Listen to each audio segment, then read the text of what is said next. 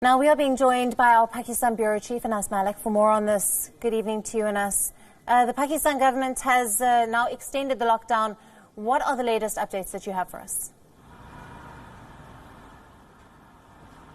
Well, Alison, Pakistani government has extended the lockdown last week until the 14th of April, but the Balochistan government last night, it issued a notification saying that the province of Balochistan will remain under lockdown until at least the 20th of April. Now, if we talk about the cases, there are about 4,004 cases that have been registered in Pakistan as we speak. 445 people have recovered from the COVID-19, and whereas 55 deaths have been reported as we speak across the country from the 26th of February to date. 26th of February is when for the first time the first COVID-19 patient came to Pakistan and it was reported.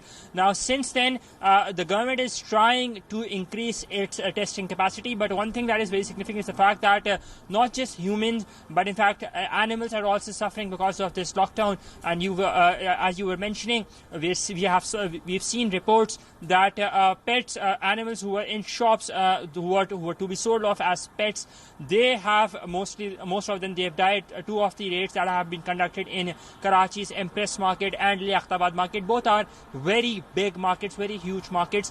A similar situation in Lahore, because primarily the shop owners have abandoned those shops.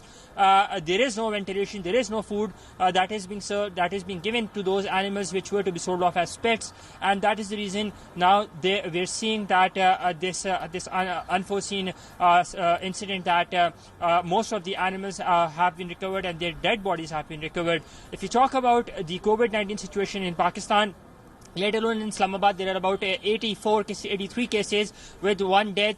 Punjab leads the tally with about 2,004 cases. There are about 15 deaths in the province of Punjab and only 25 recoveries. Then comes Sindh with 932 cases. And remarkably, the province of Sindh has 239 recoveries and 18 deaths. Then the province of Khyber Pakhtunkhwa, it has 500 cases, 17 deaths and 60 recoveries.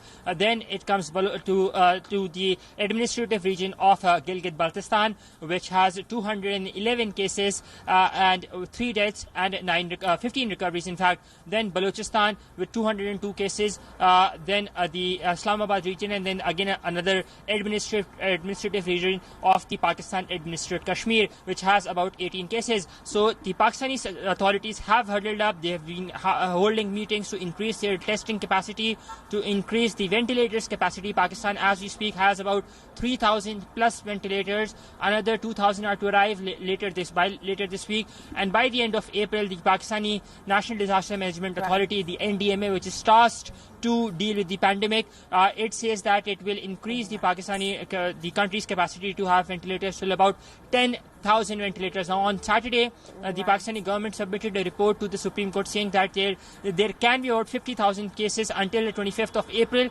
and out of which about 2,500 would be very critical patients. So the Pakistani government is trying to get a hold of this pandemic and trying to be at the forefront. Absolutely. But as we speak, they are sort of lacking with the necessities, but they're trying to get that imported and get a hold of the shortfall. Yes, Alison. Anas, thank you very much for that report. That's our Pakistan Bureau Chief Anas Malik coming to us live with all the latest there.